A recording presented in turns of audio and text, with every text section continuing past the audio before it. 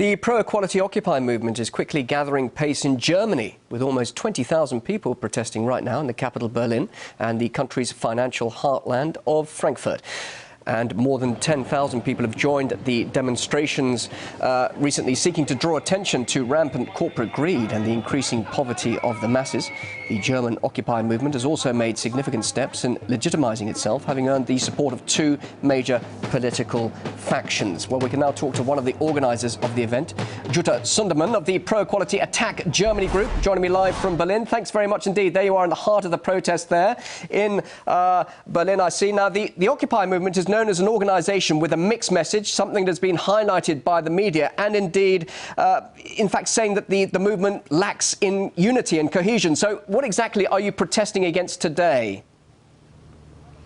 Yes, today it was a quite broad mixture of groups organizing these demonstrations. We said we want to disarm banks, we want to redistribute wealth, and we really have to fight for democracy, because during the last weeks we learned a lot that democracy is no longer at stake if the financial markets, if they demand the governments to act, and this acting means austerity programs that really destroy social infrastructure and that really kills, as the movements in southern Europe already say. You say disarm banks, yet where were these protests when German banks were racking in fortunes by lending to economically underdeveloped Greeks and Italians during the Euro's heyday? I mean, why wasn't anyone objecting then? We think it is needed to have protests and broad movements in all European countries. And we know that here in Germany is one of the countries that causes quite a lot of the trouble we have in Europe now, because of the way international competition is organized. Germany is very often on the winning side, but that means that we export also poverty and joblessness for people. And we learned during the last years that very, very soon taxpayers are forced to help to save the banks. We learned in 2008 what happened in such a very short time when billions of euros were given to the banks. And in this time, our German Chancellor, Ms. Merkel, she said that that will never have to happen again, that never again a bank should be so big to be able to blackmail whole societies and whole governments. But this was not, there was nothing really done in this direction. In reality, we still have the situation, the big banks are even bigger, and they earned a lot of money with the public debt of Greece. And now we want to have solutions that include democracy, that include solidarity, and that include a chance for the people really to develop a future. Well, it's interesting, it's very noble and gracious of you to be concerned about other people in other countries, but of course Germany has been the economic powerhouse of Europe, and of course it's emerged relatively unscathed out of the recent economic mess. Do you really believe the German people are concerned about others and that they will be following your message?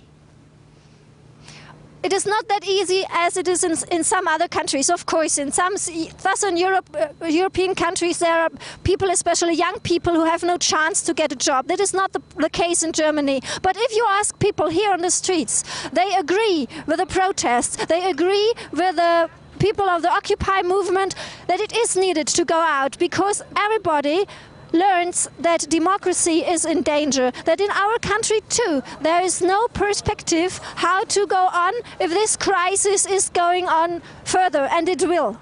How heartened are you by the fact that there is some political element now in Germany listening to your cause? Elsewhere it seems that the Occupy movement isn't being listened to at all. So do you really feel this could be the birth of a political movement now? Yes, I think it is quite at the beginning. I myself am an activist and a founder of the European and the German Attac movement. We already work on these issues for now 11 years in Germany.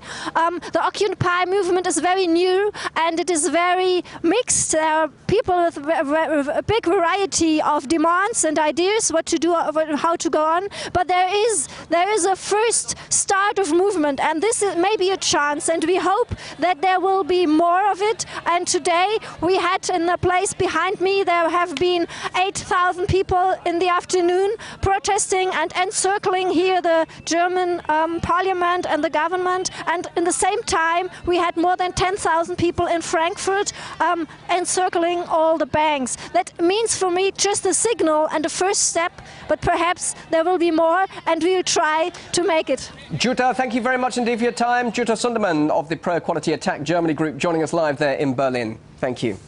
Thank you. Well, on our website, rt.com, you can find out how the Occupy Wall Street demonstration was turned into performance art.